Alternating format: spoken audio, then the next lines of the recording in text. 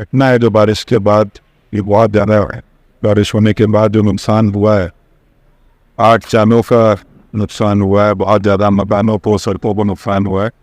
ख़ास तौर से जो 8 जानें गई हैं वो बड़ी एक दुखद घटना है और मैं ये ऊपर से यही प्रार्थना करता हूँ कि जो 8 जानें गई हैं उनकी आत्मा को शांति दे।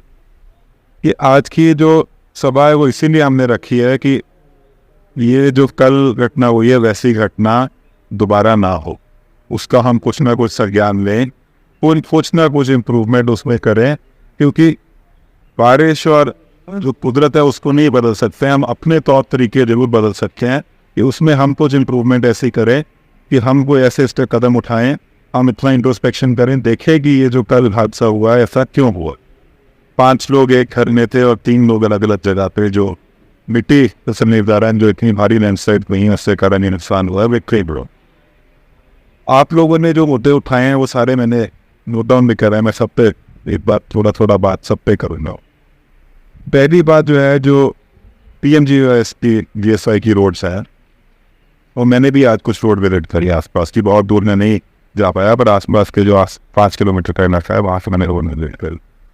सबसे पहली बात तो यह है कि जो लोग काम नहीं कर रहे हैं, जो काम बीच में छोड़कर इतने सालों से गए हुए हैं, वो बिल्कुल मंजूर नहीं है और उनसे काम कैसे कराना है उस पर संज्ञान दिया है। और आप में से कोई बोल रहा था कि चिट्ठीबाजी होती है, एक्शन नहीं होता है, उन पे एक्शन भी लिया जाएगा। ये मेरे को आज बताया आप लोगों ने कि ये कॉन्ट्रैक्टर जो है एक सबलेट करता है किसी एक आदमी को, वो सबलेट दूसरे आदमी को करता है, वो सारा काम अभी जो है अब से वैसा काम नहीं होगा। अगर कॉन्ट्रैक्टर काम नहीं करता है तो उस पर पेनल्टी लगाई जाएगी, ब्लैक लिस्ट किया जाएगा, नए आदमी को जो काम करता है वो काम किया जाएगा। तभी काम जब शुरू हो जाता है तो काम करने का जो ऑडिट है वो XCN JEE तो करते हैं, साथ में जो लोकल पब्लिक है, खासतौर से जो PRIs हैं, लोकल पब्लिक है, आपको भी उसको देखना है। अगर वो काम ठीक तरीके से नहीं हो रहा है तो उस काम को इमीडिएटली जो है आपने उसकी रिपोर्ट करनी है। लोकल लेवल पे आप तहसीलदार से करिए, FDM से करिए, मेरे को करिए। मैं हमेशा जो है मेरा फोन भी वहाँ रहता है, मैं कटुआ में भी अवेलेबल रहता हूँ। कभी भी कोई ऐसी बात हो, आप चिट्ठी लिख सकते हो, ईमेल लिख सकते हो, एक मैसेज डाल सकते हो। मैं अगर फ़ोन एक बार में नहीं भी उठाऊँ तो वापस कॉल जरूर करता हूँ, मैसेज का रिप्लाई जरूर करता हूँ। तो वो काम का आपने उसके बाद में जब एक बार काम शुरू हो जाए तो क्वालिटी काम हो जो सालों साल चले, वो देखना वो हम सबकी एक कंबाइंड जिम्मेवारी है। हाँ, JEE टेक्निकल आदमी है, वो अपना टेक्निकल काम देखेंगे, बट वैसे जो है आप सब पे इतनी नॉलेज रखते हैं, आपके किसी पक्षकार है, आपने से भी कुछ लोग बात रखते हैं, आपका ये काम का देखना बहुत ज़रूरी है ताकि उसको हम अच्छे से कर सकें। दूसरी चीज़ जो है कि इसका डैमेज असेसमेंट करना है। ये जो कल हमने कुछ जो आज चेक करेंगे वो इनिशियल इमीडिएट रिलीफ जो है वो रेड क्रॉस के अंदर थी।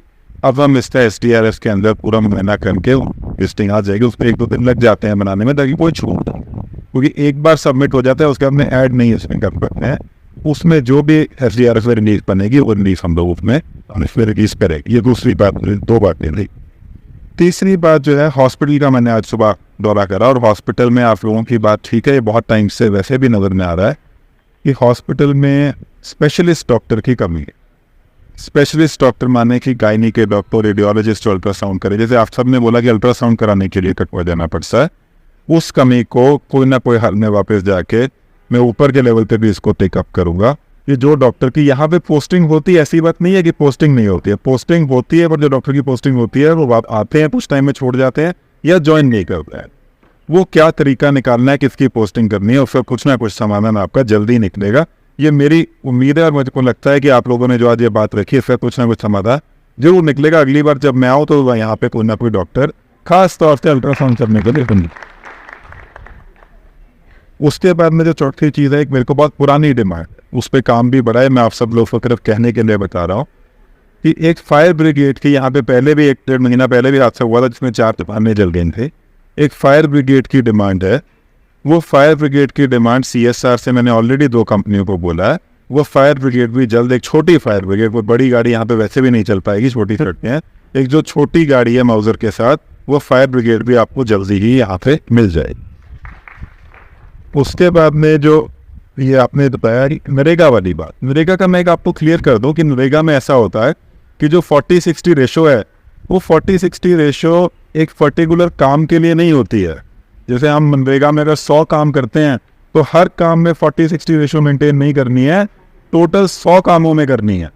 तो मैं यहाँ पे एसडीएम साहब हैं, मैं वीडियो से मैं एक काम आपका जो है एसीडी जो है हमारे, वो यहाँ पे अगले 3-4 दिन में चक्कर लगाएंगे, वो आपके समक्ष आएंगे, वीडियो के साथ आए। बनी में मैं ये मान के चल रहा हूँ कि 40-60 रेशो मेंटेन करनी थोड़ी सी मुश्किल है, थोड़ी नहीं मुश्किल है।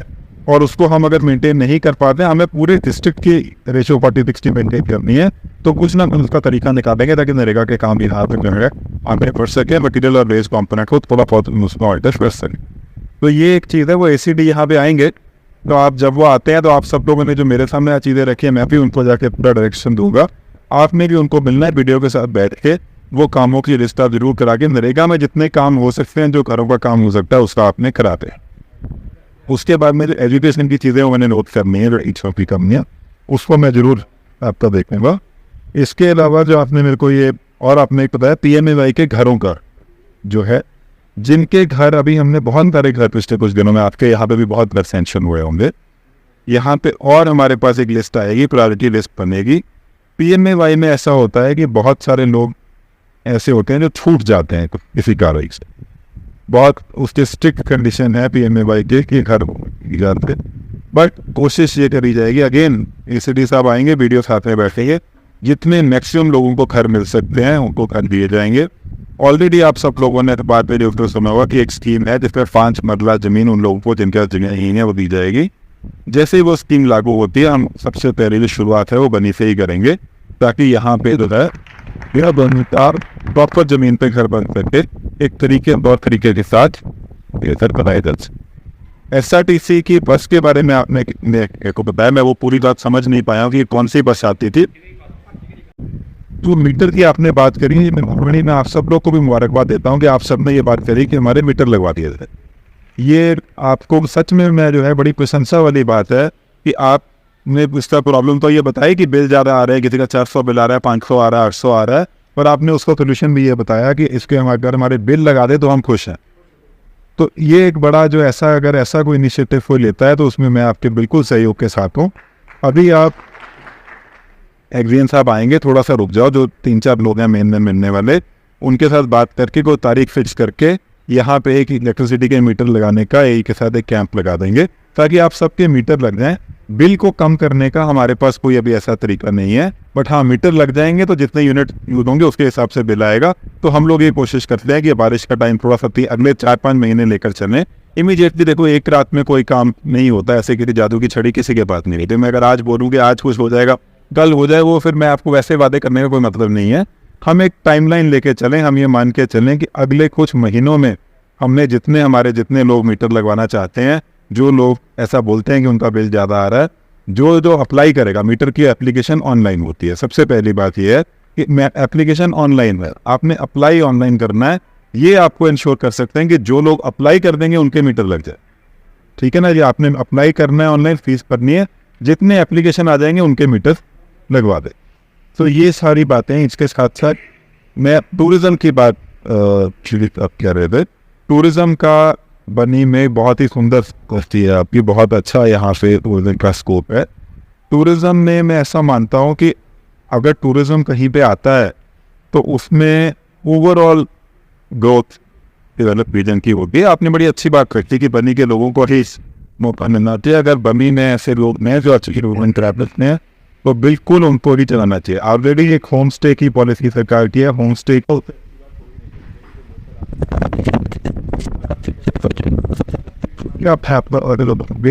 देगा, आप होम स्टे की पॉलिसी है, फ्लैट्स की पॉलिसी है, उसमें आप भारी मात्रा में अप्लाई करो, ताकि एक जो है टूरिस्ट का इनफ्लो आना बनी में शुरू हो, टूरिस्ट को आने यहाँ पे शुरू। तो यही क्या कि मैं ये बात अपनी खत्म करता हूँ। और मैं 2 दिन की बात हुई है, अगला जो है ब्लॉक दिवस हम लोग अगले महीने में ही करेंगे। टुगन ब्लॉक में अगले महीने में हम लोग 2-3 दिन का प्रोग्राम बनाएंगे। टुगन और सत्थल दोनों है, वो अगली बार उसको पूरा करेंगे।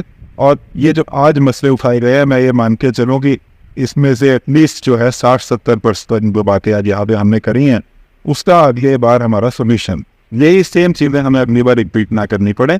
फिर ऐसे ही आप सब लोग अपना टाइम खराब करके वर्किंग डे पे आ जाए हो। मैं मानता हूँ कि आज कल जो घटना हुई है उसके बाद हम आज यहाँ पे इकट्ठा हुए हैं, बट फिर भी काम आगे बढ़ना चाहिए। तो हम ये मान के चलें कि अगली बार हम इन मुद्दों के अलावा कोई और नए मुद्दों पे बात करेंगे ताकि जो डेवलपमेंट का सिलसिला है वो आगे चले।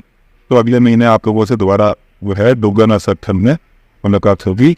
जो कल की घटना है उसके लिए दोबारा मैं ये कहता हूँ कि बड़ा इन परिवारों से तो मैं आज नहीं मिलती, मेरी कोशिश थी उन परिवारों को मिलने की, बट उन परिवारों से मैं आज नहीं मिल पाया हूँ।